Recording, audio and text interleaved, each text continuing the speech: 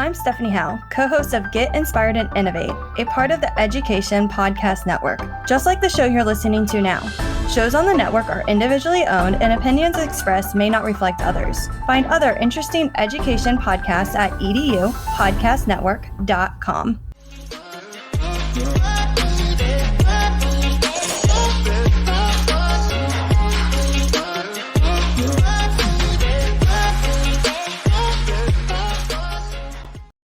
Hello, everybody, and good evening. I hope you guys are having a wonderful week. So welcome to My EdTech Life. I am excited to be here with you all today. It is a midweek show. It's very rare right now, but we made it happen. And I am excited because today we have an amazing guest. And I'm just thrilled to be here talking to her. And she's joining us and she's going to just share her passion for education. I mean, if you follow her on social media, or actually if you do know the work that Daphne does, she does some amazing work in empowering students through coding. She's a wonderful educator. And on top of that, she just has a creative outlet that she'll talk a little bit more about and the work that she's doing with Codebreaker. But I am just excited and just very filled with joy that today I have the wonderful and amazing Daphne McMenemy joining us here tonight live on My EdTech Live. Amazing. Daphne, how are you today, Daphne? I'm good, Fonz. How are you? I'm doing great. As you can tell, I am hyped up. I am pumped. It is midweek. And of course, I have a phenomenal guest. And I know the conversation today is going to be amazing. So I'm definitely looking forward to that. I'm so excited to be here. Excellent. Well, Daphne, let's go ahead and get started and dive right in. And, you know, for our audience members that are watching and are getting to know who you are for the very first time and that are going to be rewatching, if you can give us a brief introduction in your context and education. And if you don't mind, if you can add one interesting thing about yourself that people may not know. Okay. So this is my 17th year in education. I've been teaching so what we call here in Ontario is the primary, so K-3 space for most of my career. I spent 1 year in grade 4 or 4th grade, but my heart belongs to our youngest learners, definitely. I started my career in grade 2 and 3, and then I slowly trickled down into 1st grade and then into kindergarten, where my world was sort of rocked. Teaching kindergarten is a whole different ballgame. It's a whole different world. Physically, you're usually in a different part of the building. You have a different schedule than everybody else, and you're just teaching these tiny people who come to you with just so much awe and wonder in the world. And such a vast difference in abilities and needs and wants, and where they all meet you is so different. So I spent 4 years in kindergarten, and it was the hardest thing I've ever done in education, and it was absolutely the best thing I've ever done in education. So I moved out of kindergarten last year. Our COVID numbers made our classes a little bit smaller with remote learning and all that sort of stuff. So I am back into grade 1 and 2 this year, which I think is where my heart is those tiny little learners who I love. So I've been teaching 17 years. I've been integrating technology my entire career. When my career started, technology was overhead projectors and the big TVs on the AV carts with VCRs built in. That was a big deal. And then DVD players. Then, I was doing all sorts of stuff with camcorders when we had options for that in our schools. And then I slowly moved into, laptops and smart boards and iPads. And then I was introduced to coding at a tech conference that I went to here in Ontario, Niagara Falls. And I went into a session where this kindergarten teacher was using robots in her classroom, and she was teaching her kindergarten students how to code. And I thought, if she can do it, I can absolutely do it. I was teaching grade 1 and 2 at the time. And so I brought robots home from the conference and brought them straight into my classroom. And here we are 6 years later. And it's a major part of my program. Nice. So, I love that. And I mean, just to hear, just the way that everything moved and what you were already trying to do and applying all that tech, and then just going to a conference. And usually that's kind of where it starts. I mean, very similar story for myself, going to a conference and then learning more about coding. And just don't tell Brian this, but I started following Brian and I was like, man, this guy's pretty good. So I started getting a lot of ideas. And I started integrating a lot of that when I was doing 6th grade. And then I moved to 5th grade when I started a full-on coding club at our elementary. And it was just wonderful. But to hear you like just so enthusiastic about bringing this in with the littles. Now, I know oftentimes there may be teachers that may think, oh no, like we can't do that. That's just too much. But you're doing it. So tell me a little bit about that experience. So so you spoke about Brian, and I remember seeing his journey all over Twitter, and I remember seeing the things that he was doing in his classroom with his students, and then when he was, traveling and doing things with students everywhere. I just remember being in awe of all of the stuff that he was doing with these students, and ranging in all ages, and the different things that he was doing with these kids. And it seemed so out of reach for me at the time. It seemed like something that somebody else could do, and I would get there eventually, but I had no sort of plan in place. The year that I brought robotics into my classroom was the year I had a group of kids who I personally found were very disengaged from learning. When I got them, they weren't interested in being at school. They were simply, and not all of them, but they were simply there because that was their job. They had to be at school. And a side note, those kids that I taught were my inspiration for writing Gracie, which hopefully we get to chat about later. But yeah, so I met this, I had this group of kids who were really disengaged, and I couldn't get them to connect. I tried different types of technology. It worked with some kids, not others. I couldn't really hook them. And then I brought these robots in and thought, this is something new. Let's try it out. Let's test it. And I remember opening the boxes in the classroom with the kids. I'd never used these. I'd never seen them. It was Dash and Dot robots. And we just started pushing buttons and seeing what happened. And all of a sudden, my quietest kids, my kids I had one little boy who hadn't really said more than a sentence to me in months at school, and didn't talk for most of his kindergarten year, really, really disengaged, suddenly, was engaged, and suddenly started taking an interest in learning, so long as this sort of robotics was part of it. So I had two options. I could have forced things at him, and I tried that. Don't get me wrong. And I was just met with silence, and I was met with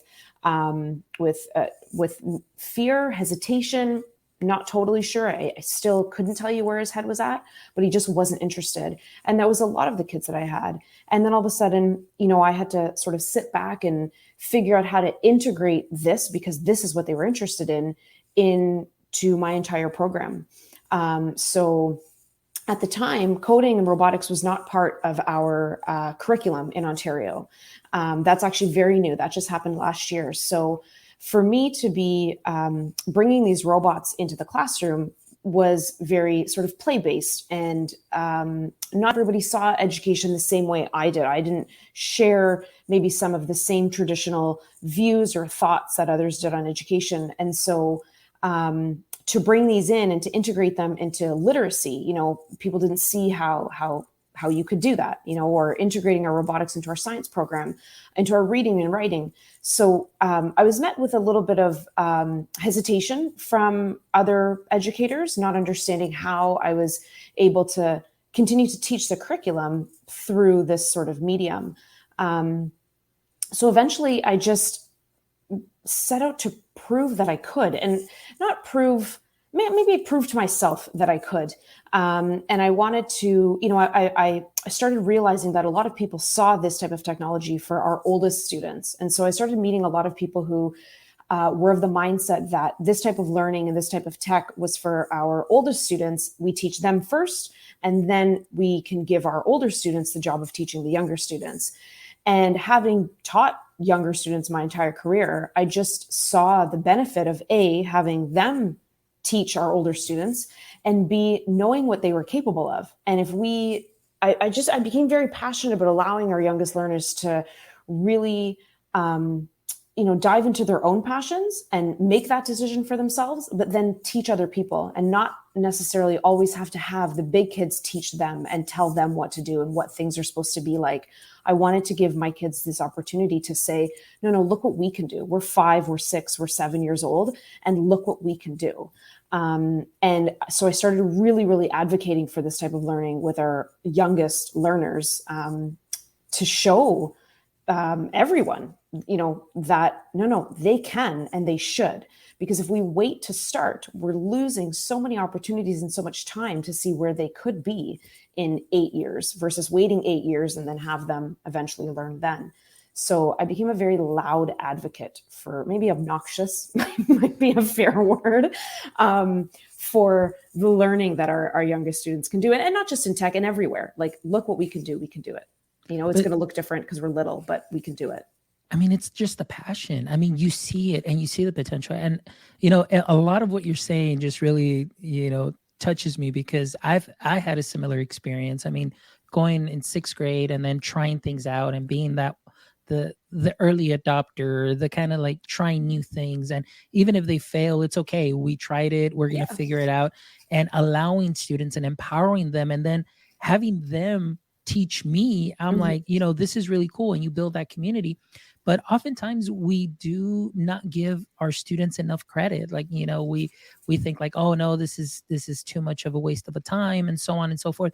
But the skills that you develop, and I love what you said, as opposed starting them off young, as opposed to waiting until they get into maybe junior high when they may see coding through robotics, or maybe, 4th grade, 3rd grade when they do FFL junior or the first Lego league and things of that sort. But why not start them off very young, and why not include it in curriculum? And so one of the things that I loved, and in the elementary that I was at in 5th grade, was I would bring out the Makey kits, and I would integrate them into my science class. And the students through Scratch were creating their own things. They were creating their own little programs to find whether something was a conductor or not a conductor. And they pretty much just learned on their own. I gave them the basics, but they were empowered. They were happy. They were thrilled.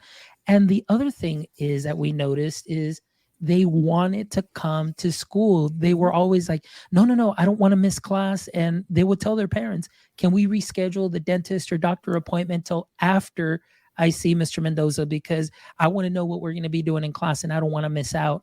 Because we were always had the Chromebooks out, we had the Makey kits out, we were always programming, but we were integrating it into our curriculum, which coding is not part of our curriculum. But I love what my great friend Matt Wood says is like, they don't teach you how to teach the standard, but they give you your sandbox. I was in that sandbox playing around, and sometimes I would kind of get to that edge where they were like, hey, you're kind of pushing it a bit. But, the kids were learning and they were engaged and they were learning skills that are transferable, cross-curricular. Because if you think about it, that critical thinking, you need that in reading. And in a world where we live full of state assessments and things of that sort, I mean, critical thinking, inferencing, computational thinking, they all go hand in hand. And, it's just breaking everything down into a little algorithm, simplifying those problems, and you go from there. But I love what you're doing at such an early age and having them empowered, seeing what they can do and getting so excited about this. So that's wonderful. I love it. It almost became my mission to prove, I think I had something to prove, that now I no longer have anything to prove. But at that time in my career, I felt like I had something to prove that, no, look what these kids can do. And I felt that, and it could have been something that I had, interpreted incorrectly, but I felt as though many people looked at my students, or just young students in general, as having sort of a set level of ability because of their age or their experience or what have you. And I needed to prove to them, and maybe I needed to prove to my kids that no, you are more than a label. You are not what people tell you you are. You are what you want to be. And for me, that was the integration of coding into my program. That's what it did. And so each year, as I moved sort of lower into the grades, I upped my game. So when I started with coding and robotics, I was using a very basic sort of path app with these bots. And then as I moved lower, I started introducing, like I went backwards. So I started introducing block coding younger and younger. And then I got to kindergarten, and I have kindergarten students using Scratch and Makey, and they're block coding, and they're 4 and 5 years old. And I have my students on the first day of junior kindergarten here, and some of them are 3 coding, because it's not, oh my God, you're 3 and you're coding. No, oh my God, you're 3 and you're at school, and this is part of school now. So I just have become an advocate for giving our kids this opportunity. And there's only so long you can live within that sandbox. And I have found with me, if I'm sort of forced to be in the sandbox, I get a little messy and loud and obnoxious, and then sand goes everywhere and people don't like it. take that for how you want to read it. But the kids do the same thing. And then what I start to find is then we complain because they can't live within the confines of the sandbox we're forcing them to live in. And until we stop to see, well, get them out of the sandbox or make it bigger, that's when they start to become empowered learners. And when they become empowered learners, your job becomes so much easier because you just get to sit back and watch and guide, as opposed to, point and shout. So it's, they can, and they will, it is our job to give our learners these opportunities. That is such an important thing, is that we can't look at them as their age. We just need to look at them as learners, and let's let them learn. I love that. And I mean, just your passion. And like you said, hey, you know what? I can relate to you. I was one of those that definitely start kicking sand, and sand was going everywhere. But it's the way that the kid, I mean, you see that they have the potential, and you say like, hey, they can definitely play outside the sandbox, and they have the capability, and they feel empowered, and they feel comfortable.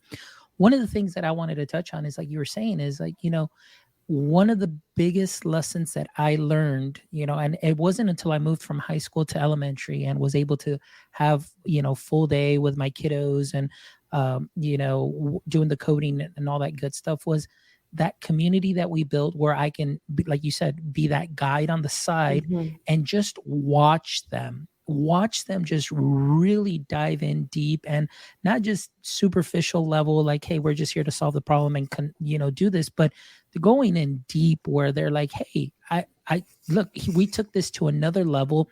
Then all of a sudden I had students with Scratch. They were building their own solar systems, where now they had the camera set up where the solar system was there, and they would just point, and then all of a sudden they had the information for the planet. They were doing the water cycle and so on. And it was just wonderful that we had that opportunity. And I was posting so much stuff on social media that even Scratch MIT contacted us, and they even did a piece on my 5th grade class. Wow. Because of the work that they did. I mean, all I did was just give them the tools, empower them. And I stood by just stood by them, watched them grow, and they were able to do just some amazing things. And that's the wonderful part about it, when you get to empower the students. So that's great. So Daphne, let's just go back, and we're going to get into, of course, Discover Gracie and all of that. But I want to know, and usually, I mean, we got real deep into this, but originally, did you always want to go into education, or was that something like later on that you said, oh, you know what, maybe I'll just go into education? Let me know about that. Where did that interest for education come from? I've always wanted to be a teacher. I remember from very young, probably 8 or 9 years old, just deciding that that's what I was going to do. I always loved school. I was that kid. I loved the creative part of school. I liked learning. I just, I had teachers who really, there's the quote that says, they're not going to remember what you said, but they'll remember how you made them feel. And that's what I can relate to with teachers that I had. And I just always that was my plan. But when I went off to university here in Ontario, you need to have, a degree, and then you get your Bachelor of Education on top of that. So I was always afraid to go to only have a teaching degree, because I remember, and it's a sad state, but I think we can all relate to that. I remember the teachers who you sort of stood in their class and felt like they didn't enjoy their job and they didn't like students. And so I never wanted to be that teacher. So I always wanted to have what I used to call something to fall back on. I wanted to make sure that I had something, I had education enough that I could say, if I ever got to a point in teaching where I decided this is no longer for me, that I had something that I was still passionate about and something that I could still do. So I actually have a degree in criminal justice and public policy. So I got that degree and then went to teachers college and became a teacher. So I teach in the same school board that I grew up in. So I sort of born and raised in the area that I am. And I love that. I have a lot of connection to where I teach. I have a lot of connection to, I get to see my old teachers. I get to work with some of my old teachers, which is a pretty cool thing. But education is just something that's always, there's no teachers in my family. It's just something that I've always wanted to do. And I don't know if there was really a why. I can't pinpoint, like a moment or a specific teacher. I just know that I've had teachers who just made me feel good. They just made me, feel like I belonged and like I mattered. And so that I guess sort of pointed me in the direction to where I am today. Perfect. Oh, that's wonderful. And I mean, it's very interesting to hear, you say that you have criminal justice and then you went into teaching. So now my question is to you, once you started teaching, what was something that you wish you knew before you started teaching? What was something I wish I knew? I wish I knew that report cards weren't the be all and end all of our students. Because that was always a major focus. I need to do this because I need to write report cards. And it took so much away from being able to see our learners as learners and versus just numbers and data. Numbers and data are important, but the person is more important. And so when we're so focused on numbers and data, we're missing out on opportunities to learn from our students and to allow them to learn. But I think, to be honest, I mean, other than that, and I think that's a really basic answer because, I mean, report cards are a lot of work. But I think I can say with honesty that there is nothing that I wish I would have known, because I am who I am today because I didn't know what I didn't know then. And I had to learn it. And I had to burn bridges. I had to make those mistakes. I had to fail. And I had to have a talking to. Like, all of those things needed to happen in order for me to become comfortable in who I am, become the educator who I am today. So I'm grateful for everything I didn't know, because it gave me reason to learn it and understand it. Nice. So going along with failures, like you said, that for us as teachers and educators, I mean, that's something that happens. I mean, you learn as you go, you make those mistakes. And I like what one of my friends, or he was a guest, Al Kingsley, who said, mistakes, failures, they're stepping stones to success. So if I may ask, what is maybe a situation or a failure, that helped you, I guess, let me see. This is what I want to ask. What is an example of a mistake or failure that you may have experienced, and what did you learn from it? So I always, whenever I'm asked this question, I always think of two times, one with a student and one with a colleague. And I remember I had a little girl who was difficult. She was a challenge for me. I couldn't connect with her, but what I learned was that I wasn't trying to connect with her. I was fueling her fire so that I had reason to send her to the office and I could wash my hands of it, because I didn't know how to deal with her, because she didn't respond to what I thought was best. And then one day she wasn't at school, and then the next day she wasn't at school. And on the third day, her mom showed up at school and she wanted to speak to me. And I was quite a new teacher. I think I'd been teaching for only 2 or 3 years. And you still have no idea what you're doing and 2 or 3 years in. And so she wanted to have a conversation, and she looked me in the eye and she said, she does not want to come to school because she thinks that you don't like her. And I was really offended in that moment. I got my back up immediately. But in the moment I was like, okay, but I don't like her because she makes my job really hard. And then I sort of stopped and thought about that for a second and realized how awful that felt, because we don't love all of our students. None of them are supposed to know that. A principal said that to me. You don't have to like every kid, but not one of them is ever supposed to know that you don't like them. Just like kids don't all love us, and just like adults don't all love us. We don't love everybody we come across, but as an educator, you are in a position to have these vulnerable people in front of you, and they need to feel loved, and they need to feel cared for, and they need to feel safe. And physically, yes, that goes without saying, but they need to feel safe emotionally. And I wasn't doing that for her. And I didn't know that, because I didn't care to stop. I didn't care. I didn't know to stop and reflect on that, because I was just simply looking at her behavior. And I wasn't, Brian often says, all behavior is a form of communication. And maybe that's what I wished I knew back then, actually, if I could retract my answer. And she was communicating with me, and she was telling me that what I was doing wasn't working for her. And I was too stubborn to change it because I was the boss. And that mom talking to me and telling me that was such a huge eye opener for me. And for me and this little girl, everything changed the next day. She came into school the next day, and I made the decision to change the way I looked at her, change the way I spoke to her, change the way I handled situations. And from then on, we became like best buds. I loved that little girl by the time the year was. I remember crying when I had to say goodbye on the last day of school, because we just developed a really close connection. And it took that point. It took sort of hitting that point where she did not want to come to school anymore. And it was because of me.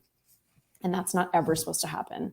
So that was a really big one that sort of turned the way I looked at kids who sort of are coming to us, and maybe they're not as easy as other kids. And then in my technology journey, I was really, as you can tell, super passionate about it. And what I didn't know that I was doing was throwing my passion at other people, but not in a, hey, this is what I love kind of way. It was, hey, this is what you should be doing kind of way. And so I started to really advocate for coding and why it was important in our program, but I wasn't listening to people. I wasn't listening to body language. I wasn't listening to comments. I wasn't listening to sort of the unspoken things that people were saying or weren't saying. And I started seeing that because they weren't moving in their journey as fast as I was, I started seeing it as them not moving at all. When in fact, what I realized is they were moving at the speed with which they were comfortable at. And so it caused a lot of friction between myself and my colleagues, because I wasn't open I was having an open mind to what they were trying to say. I was simply looking at what I thought that they weren't doing. So it took my amazing administrator to sit back and sit with me and say, here's what it sounds like from their end. And until she said that to me, I had no idea that that's how I was coming across. And she was very kind, and she was very gracious about it. And she was waiting too. It was not a conversation of this is what you're doing wrong. It was, this is what you need to understand about how you're coming across. And so it really allowed me to sit back and kind of reflect and think about how I was, just, passing my message along, or sharing what I was passionate about, sharing my message, and how you can do that in a way that doesn't overwhelm people, that doesn't make people feel like they're less than because they're not where you are. And so I really learned how to, and still learning how to do that, to make sure that I'm respecting all of my colleagues and respecting where they are in their journey, and understanding that their journey doesn't need to mirror mine. And there's nothing wrong with that. And, that was a big stepping stone for me, was realizing that, I needed to kind of sit back, and my way was not the only way. Took time to learn that. Yeah. Oh, but that's great. I mean, like you said, and it's what it is. It's a journey. It's a learning journey. Yeah. I mean, it doesn't even matter how long you've been in education. I mean, we're continually learning things. And I think the most important thing is to be very receptive of, like, hey, I sometimes you may not realize the way that we may be coming off or things of that sort. And it's okay to say, hey, you know what? Let me reflect on that. I'm so sorry. Let me take a different approach. But you're always learning. I mean, we are in the people business, like Josh Tovar, who's joining us here. I love what he always says. We are in the people business. We work with colleagues, we work with adults, we work with kids, and that it's all about communication and figuring that out. And sometimes, like you said, it's important to take that step back and just take things in a different approach and respect where everybody's at. And especially now, going from brick and mortar to virtual, and then now coming back, and now, there's teachers that feel a little bit more comfortable with the tech. There's teachers that now are coming back, and I call it the muscle memory. They come back in that comfort zone, and, they just kind of put the tech aside, and now everything is kind of the way that they used to teach and so on. So now let me ask you about that. How has your transition been from virtual to now coming back face to face? What are some of the challenges that maybe you have seen for yourself, and maybe just within the school district? So as much as I love technology, I eat, sleep, and breathe, my phone, my laptop, my iPad, fill in the blanks. I loathed virtual learning because I love my people, and I like to be in the room with them and all that hands-on learning. So coming back into the classroom was absolutely best case scenario for me. As far as challenges are concerned, I think the biggest challenge for me is sort of all of the physical protocols we obviously have to follow for safety. So, we can't gather in groups. So that makes things really difficult because we're all sitting in desks in rows facing forward. I've never had to teach that way. So learning to be able to live within those confines and making sure that all my students are physically safe has been very challenging. I've had to learn new ways to build community because so much of what I was doing had to do with physical space in the classroom. Even as far as I started thinking about, why my students are maybe behaving a certain way at a certain time of day. And when with our younger students, we're constantly moving. We're transitioning from reading on the carpet in the rocking chair to sitting in our groups to moving to another group. And that's no longer happening. So if we were getting up 5-6 times within half an hour, moving to a different space to do the same lesson, we're now only sitting in a chair at a desk facing forward for that exact amount of time. And there's only so many, get up and let's do a random, just dance on the smartboard. They're not interested in that. That is not, enough movement for them. It's not purposeful transition for them. So I've had to figure out ways to ensure that their needs are being met in terms of how they're moving through the classroom, but also making sure that obviously they're safe. That has been one of the biggest challenges. And then obviously teaching with a mask and, all of that stuff makes things physically challenging, but, and the physical challenges obviously are exhausting. And so that adds to that sort of emotional piece. So the other sort of biggest, it's a challenge because it's something you have to be constantly aware of.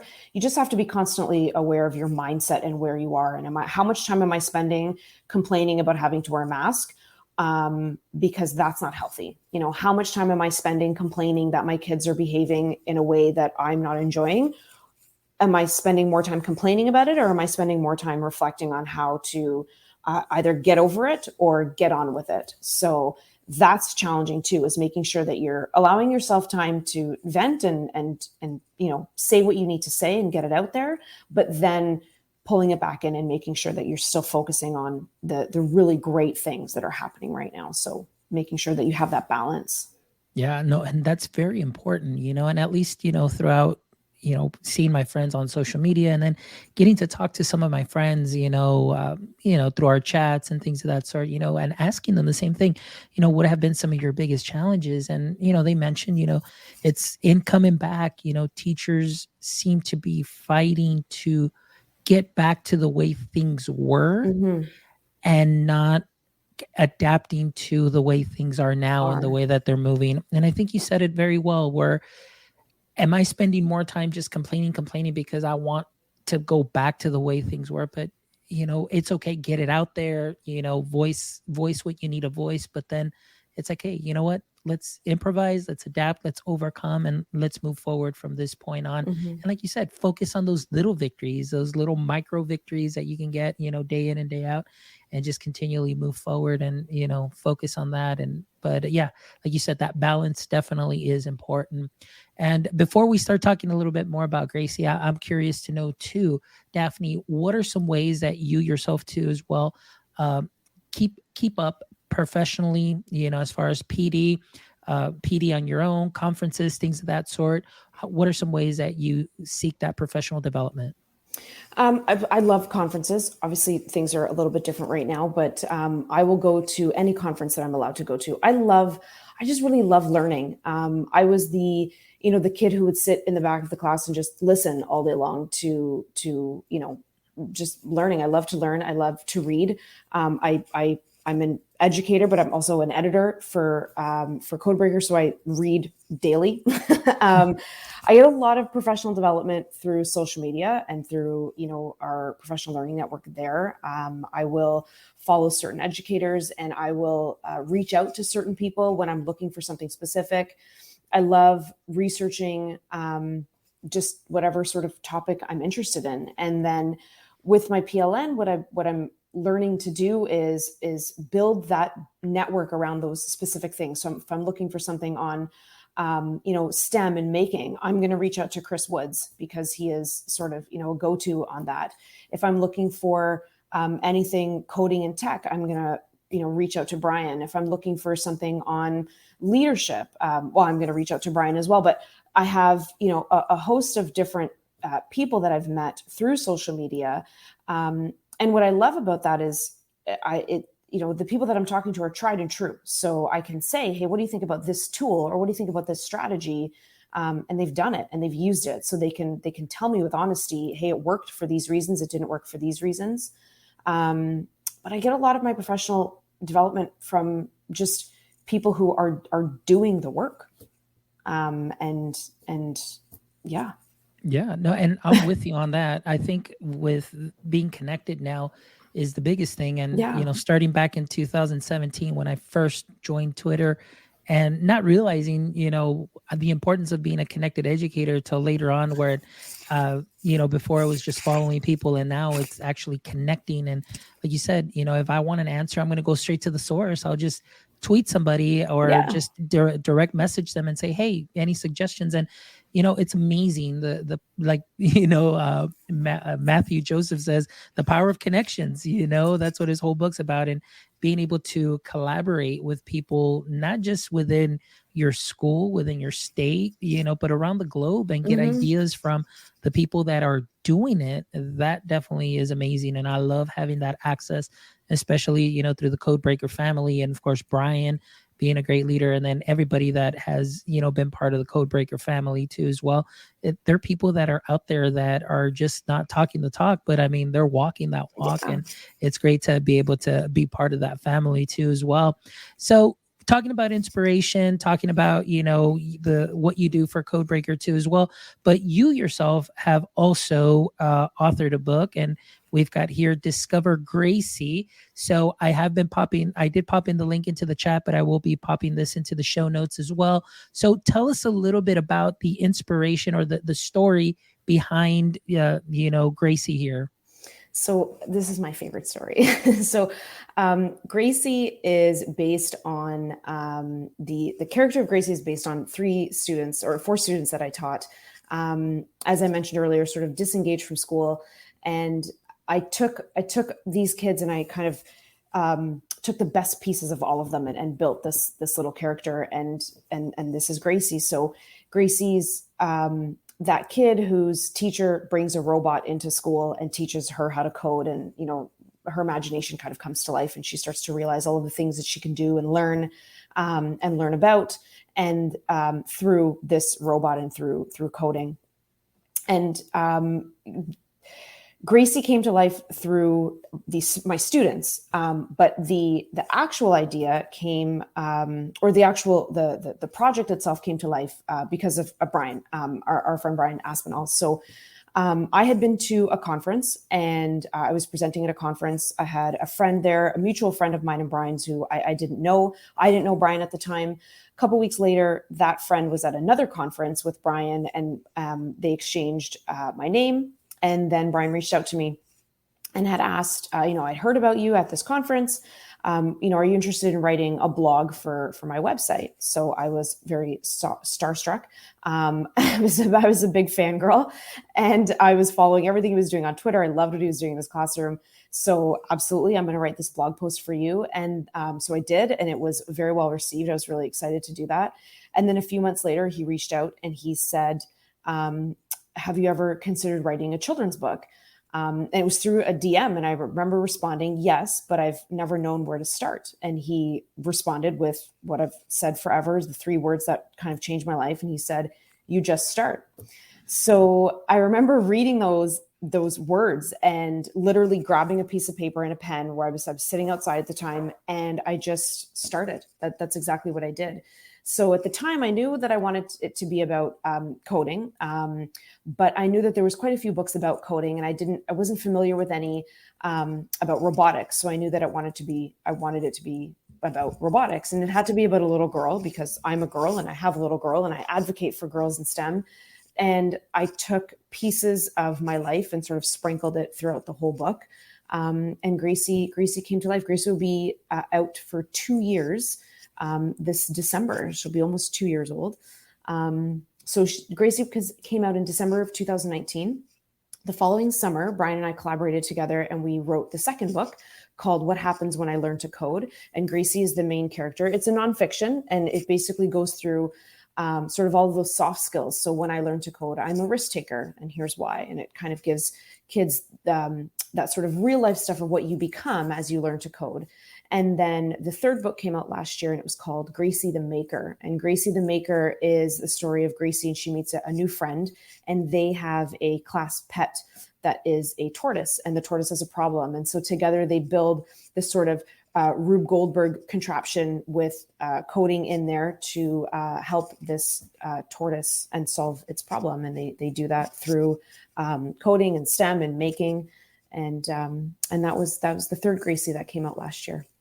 Man, that is awesome. I love that. And, one of the things that you said, advocating for girls in STEM, and this is something that's definitely very important. And I know when I was in the classroom and even now doing summer STEM camps, and I know for a while, maybe because of pandemic, we haven't done those, but I'm just excited to be able to get those going again. I mean, it was just great to be able to have, 4th, 5th, 6th graders, girls that were just so interested in coding and just doing some amazing work, being part of the code club and just taking off from there. And then, of course, in the summer STEM camps, what I loved is as the years went by in the summer STEM camps, the last year that we were able to actually do it face to face, it was a 50-50 split between boys and girls. And I loved it. And to me, it's something that is so important because I'm a big advocate for that in girls in STEM. And, one of the things in my research studies that I've done and during my doctoral program, taking a course in special topics in STEM and talking about that, like what can we do to promote, what can we do to get more girls involved in STEM? To me, that is relevant. We definitely need more of that. And I love the fact that you take your passion for tech, you take your own personal story there too as well. And now you have created Gracie here and these books. Tell us a little bit about here, Gracie TV. What is Gracie TV? So Gracie TV was something I started doing during the pandemic. Much like all of us picked up some kind of random habit, or rather hobby. And so Gracie TV, it's the link to our Codebreaker YouTube channel. And so I use an app to make Gracie videos. And so I've got Gracie there on the screen and she talks through this app. And then I just created a variety of there's some how-to videos, some explainer videos. And I make them for fun because I love to make things, and that I just create little videos with. I use WeVideo. I use Apple's Keynote. I use a couple of apps on my phone, and I just kind of smash everything together. I add some graphics and music, and create little videos when I feel like it. That's awesome. That's wonderful, but it's great. It's a creative outlet for It you. is.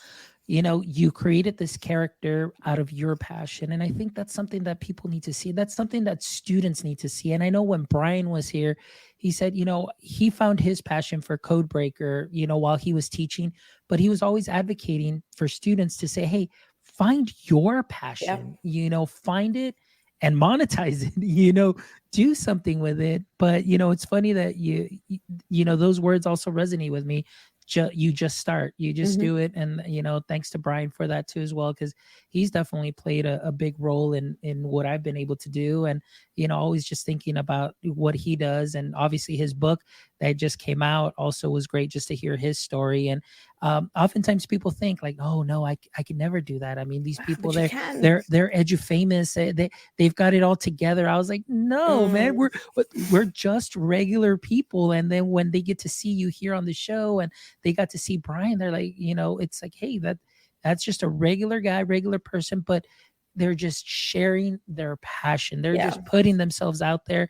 And how do you start? You just start. You just do it, and that's it. So that's wonderful. I did pop the link here into the chat as well, because there you do have a contact info here, just in case anybody's ever interested in bringing Daphne to their campus, their school, maybe for a camp or anything of that sort. You can definitely get in contact with her as well. But again, all of this will be there in the show notes also. And I love what Josh Tovar says here. Like he also says, it's like, hey, we all put our pants on the same way. Maybe one, I don't know, maybe leg, left leg, maybe both legs. I don't know. It just all depends, but we just do it and we get there. Wow. So anyway, Daphne, thank you so much. And we're not done yet, just transitioning here to some other questions as we're kind of getting to the tail end of the show here. But I just wanted to talk to you a little bit more, as far as your fork in the road moment. Have you ever had a fork in the road moment? And what led you either left or right in that fork in the road moment? Can you share something with us there? I think, let's see, if we go the education route, I think there was a moment in my career where, when I started my career, I was always of the belief that you walked into a school, you started teaching, and you left and retired 25 years later. I didn't love change. I didn't know that obviously I knew people would, could become administrators. That wasn't something that I was interested in. So I just thought I'd walk into a school, and after the first 5 years at my school, the school shut down. So I was forced to go to another school. So I went to another school. And again, I still had the same outlook. I'll just be here till my career's done. And then I got to a point where I had this sort of sudden urge to change. I needed change. I'd been teaching the same grade for almost 8 years at that school. And I don't know where it came from. It was the first time I'd ever felt that something needed to change. I needed something different.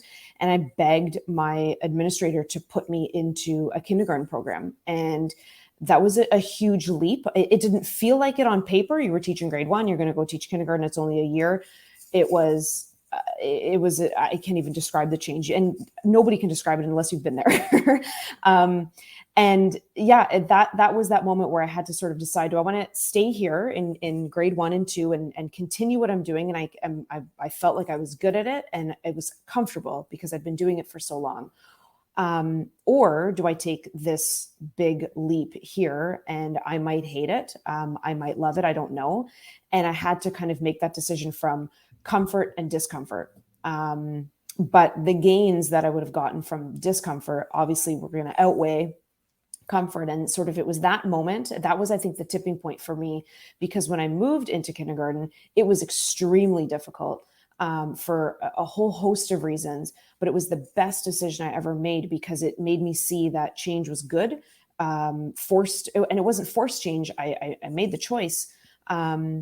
And it made me grow exponentially as an educator to be able to do that. And then, I stayed there for 1 year and then I changed schools and I stayed there for a couple of years. And then I met Brian and made a huge leap into working with Brian at Codebreaker. And then, now to moving to another school. And so now, change is, it's just kind of what I've become. Like when I get to a point where I feel like I'm ready to keep going, I just keep going and I go in the direction that I feel like I need to go. Whereas that was never part of how I sort of saw things before. So that moment of comfort or discomfort, which way should I go? And I chose discomfort, was the best thing that I ever did.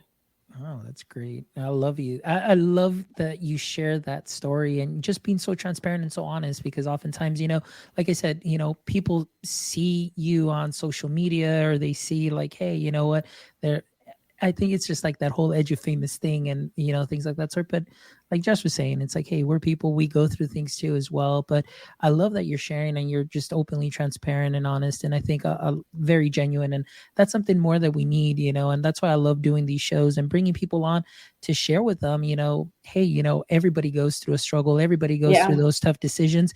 But look at that outcome. Look at how, great things turned out. Sometimes they may not turn out as great, but again, that learning, those are stepping stones towards success. Those are stepping stones into a different direction. And it's okay to feel uncomfortable. And sometimes, that's where you get refined and you continue to grow. So that's so true. Yeah, very true.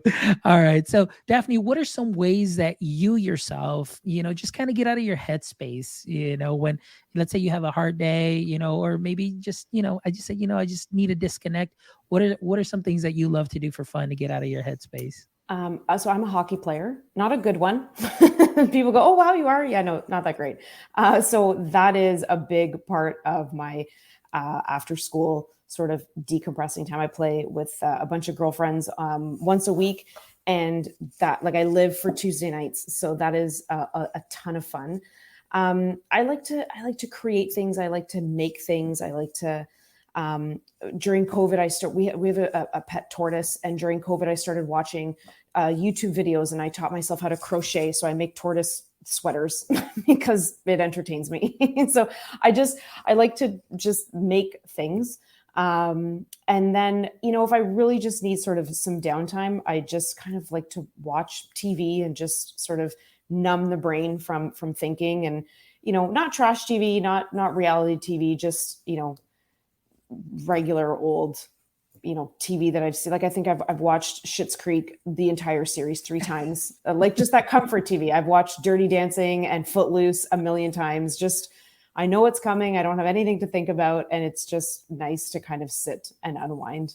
Oh no, I'm with you on that. Sometimes I like to veg out, and what I do is I love to watch cooking shows, and so I'll just watch cooking, and I'll just put them on repeat. But I already know what's coming. But like I said, it's a way for me just to decompress, and it helps me out. All right, so a couple of other things here. I wanted to ask, what would you say currently is your edu-kryptonite? Okay, so I thought about this. And I think right now there is a big discussion on learning gaps or learning loss, or a lot of focus on what our kids can't do as a result of not having been at school for 18 months or in school for 18 months. And I get really heated when people start to talk about that, because if we're looking at our young learners, we can say things like, well, they barely know their letters. Yeah, because they haven't been at school for 18 months. Like, we can't expect miracles from these kids who have not been in a traditional learning space. And especially our youngest learners, this may be their first sort of real or normal, I don't like that word, but year at school. And look how different it is. So I get really passionate about, or it's not, I get heated, I get angry when we're spending our time right now focusing on, building those academic marks and making sure that they're catching up on everything that they didn't learn before, that they missed out on, or that they don't know. That's not our focus right now. Our focus needs to be on building our community. Our focus right now needs to be on, and we can say relationships till we're blue in the face, but no, it's bigger than that now. Our focus needs to be on allowing our learners to come to us where they are, and to let them know and to let them feel that where they are is okay, and we're going to meet them there.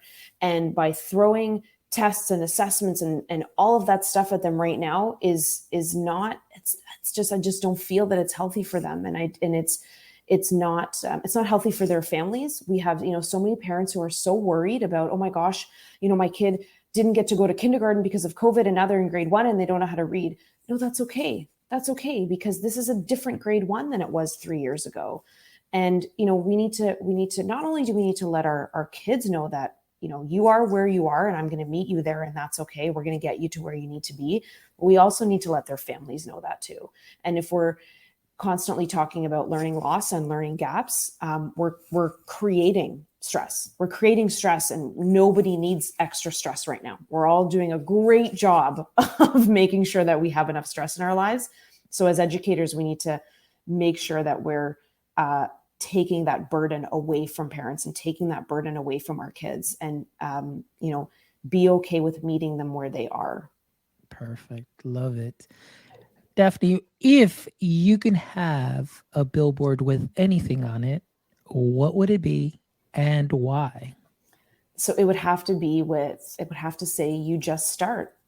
And why? Because that's how everything great happens. You just start. I love that. That's it. Simple, straight to the point. Yeah. There you go. So for anybody that's watching and you are seeing people like, Daphne, the work that she's doing, you're seeing Brian, you're seeing Dr. Matthew Joseph, you're seeing Dr. Brandon Beck, you're seeing all of these people, what it is that they're doing. Guess what? You just start. Yeah. That's it. There's the secret. You just start. All right, Daphne. And the last question, one of my favorite questions that I love to ask my guests is, if this was your show and I was your guest, what would be one question you'd like to ask me? Oh, that's a good one. What would I like to ask you? Okay, I'm going to throw it back at you. What is something that people would not guess about you, or not that they would not know about you, but what's something that somebody would not guess about you? What is something that you would be able to tell them that they would say, wow, I had no idea? Oh man, that is a good question. I don't know.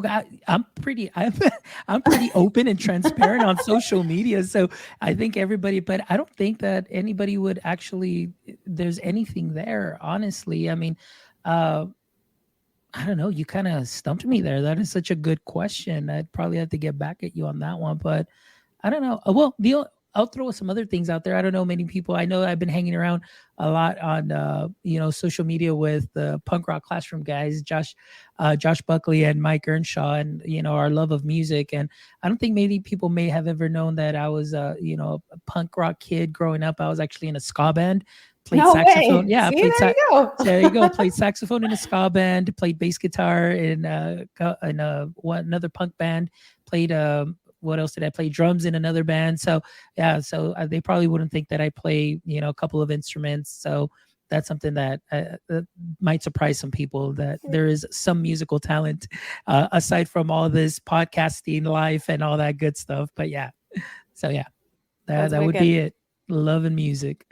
But yeah, so Daphne, I really appreciate you so much. Thank you so much for taking the time to be here and just really just sharing your passion and loving the work that you're doing. And just thank you for being open and honest with just how great it can actually be to just put some of these tools in the hands of the littles, and they're growing up, they're building up, they're developing these skills that are cross-curricular, that are part of school. And, we definitely need more advocates for that, and starting them off younger. And thank you so much for the work that you do also for advocating for, girls in STEM, women in STEM, because that's definitely something that's great. And just thank you so much for the work that you do, for Codebreaker. I remember the very first time when, I started seeing a little bit more of Codebreaker and being more aware. And I was like, hey man, these guys are so cool. Like I want to be part. And then I remember sending an email and you replied right away. And I said, hey, can you guys put my podcast on there? They're like, yeah, welcome to the Codebreaker family and all this other stuff. And so just thank you so much for making me feel welcome, through the work that you do. And Brian also as well, and everybody on the rest of the team, because it's just been wonderful experience, and really have learned a lot from you guys as far as just really being unapologetically me. That's and amazing. It has made me feel great, where I feel comfortable in my own skin and in what I'm doing. And like, just like Brian said, you just start, and that's what I've been doing, and just continually moving forward. So thank you, Daphne. Thank you, Brian. Thank you, Codebreaker, for everything that you're doing. And I did share the links to how people can get to, connect with you on Twitter.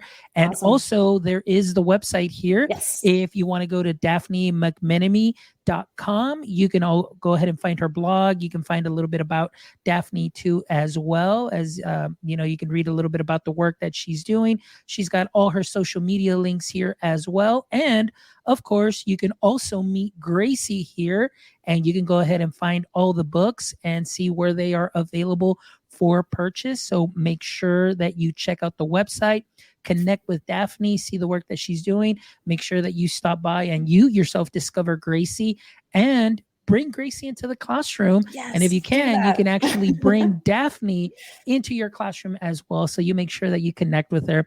And guys, thank you so much for joining us here today. Thank you to Josh Tovar, everybody that's watching, anybody that's going to be rewatching later or re-listening to the show. Thank you so much for making My EdTech Life what it is today. Please make sure that you visit our website, myedtech.life.